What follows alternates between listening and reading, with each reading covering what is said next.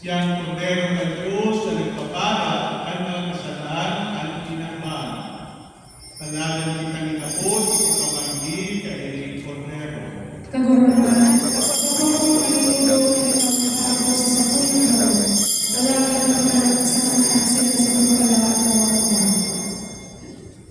para sa mga dalina kaako ng mananahaw ni Kristo sa misang niya, kay may mga kaulangan sa konsensya, kasi dahil pa nakakapisan, ipangajinato ang pamimig para sa espiritual na pagkulong. Sa buhay ng Jesus, ako minatulog na ikaw uyang sa pinakabanal na sakramento. Namumukaan ka ikaw sa kabos na baga, kasi kung makukulog ka sa sakuyan ka, huli ka sa munya na ikay kamaako sa sakramento, madya sa espiritu sa sakuyang puso, kinabubos na ka nagaroya ka na dyan, asin bularas na nakikisumara ako sa iyo, para ako magpabuti mo kasindag pa sa iyo. Amen.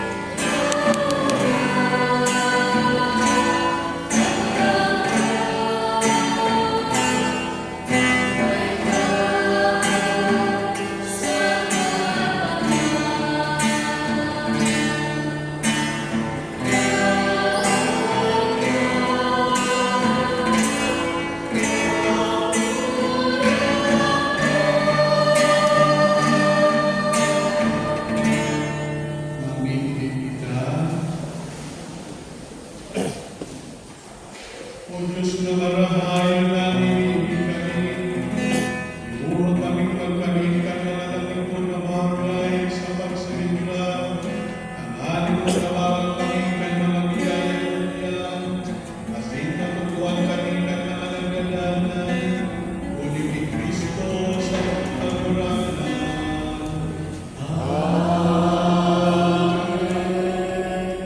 Maikupulong kita. Sunday Mass Collection, last day 5/2024. First Mass, 4,601 pesos. Second Mass, 3,827 pesos. Third Mass, 3,245 pesos, with a total of 11,673 pesos. Cash donation, Cristina Laksa, 1,000 pesos. Myla Formanes, 1,000 pesos. Food staff donation, 1 sack of rice from Anonymous. Both mo po niya ito pasalamatan ang servants of the Divine Mercy for our Mass offering. Dagdag po na anunsyo, nasa ikalimang aldaw na Milamunya na hapon sa pagnovena para sa maabot na kapistahan ng Saguyang Banwahan sa May 17, Biyernes, nagigibuhon sa pag-unra sa Satuyang Purok na Pinakamat na Santo Niño, patron ng Satuyang Banwahan ng Matro. Iniimbitahan ang gabos na sa pagnovena sa hapon ng Lunes sa Good na Huwebes, sa Huwebes, May 16, iuman ang bisperas ng fiesta. Igwa kitang gigibuhon ang prosesyon sa dagat or naval procession na papatukan din alas 2 ng hapon. Susundan din ang prosesyon sa dagat or land procession pabalik sa simbahan para sa huling novena asin misa. Sa agaman na Lunes, Mayo 13, iyo ang pista kan Fatima. Igwa kita ng misa na alas 6 ng aga, pakatapos ng prosesyon sa laog ng poblasyon. Mayo 17, Biyernes, iyo ang fiesta. Igwa kita ng tulo na misa. Ang enot na misa, alas 6 ng aga. Ang bato, ang ikaduwa, iyo ang misa kung selebrada sa pangingenot kan sa tuyang obispo. Babato gamili na alas 9 sa aga. Pagkatapos kay ng misa, iyo ang pagbunyag ng mga aki. Alas 5 ng hapon, ang bato ng ikatulong fiesta mas. Salamat po.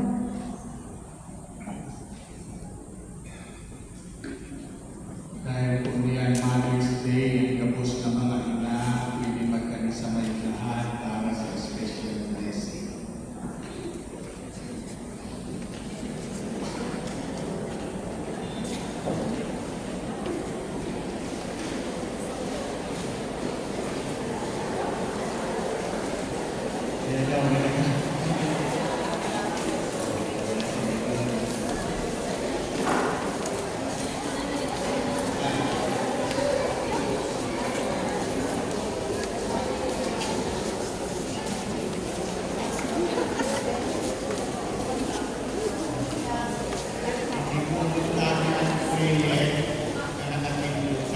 Muradong bakla ha. Tapos sa isang prayer, mawaraling na sa mga itunan para sa tao.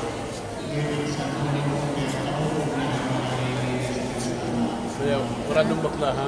Tapos natin ang prayer, kaupag sa mga O Diyos na makakayo, sa ibang pun, kabagay ng tabig, sa iyong kapulang pagkakulot, ang mga ginagawa sa iyong presensya. Karamo ang mga yun sa kanilang mga puso, mga kahalitan, mga plano sa buhay, kasing kapagalan na sa itan ng mga tayo. Lugod, ipadara mo sa sainda, ang nanay na pagkamot ni Virgen Maria, ang inakiyamo. Tanganing panagos din ng mga tayaan, ang sa iyong unang pagkamot kasing pagkahera. Ngunit ni Kristo, nasa mong kaguranan, karang kakanyato ang mga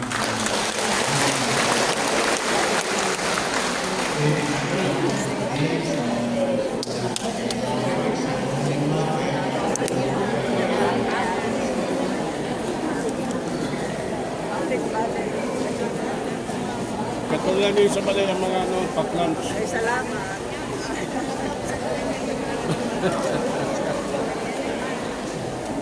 Pagkarapit ka mo dito, hapit lang.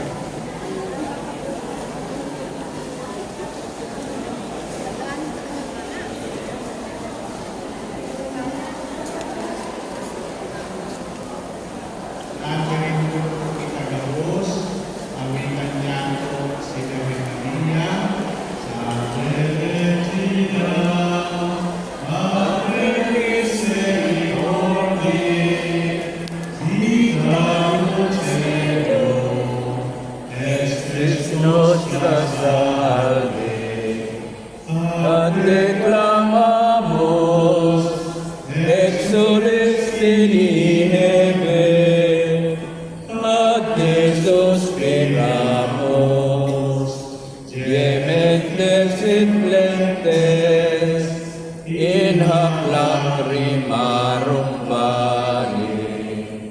Ella ergo, advocata nostra, illos tuos, misericordias oculos, ad nos converte. Et Iesum, benedictum fructum ventris tui, nobis os hoc exilio ostende. O clemens, o pia, o dulcis Virgo Maria. ang kagulatan para sa iyo. Nasa sa iyo ay Espiritu. Bendisyon ng kaugabos ng Diyos na makakamahal, ang Ama, ang Anak, at ng Espiritu Santo. Nagkakabo, balunod ninyo ang pagkamang ni Kristo, asin ni Maria. Salamat sa Diyos.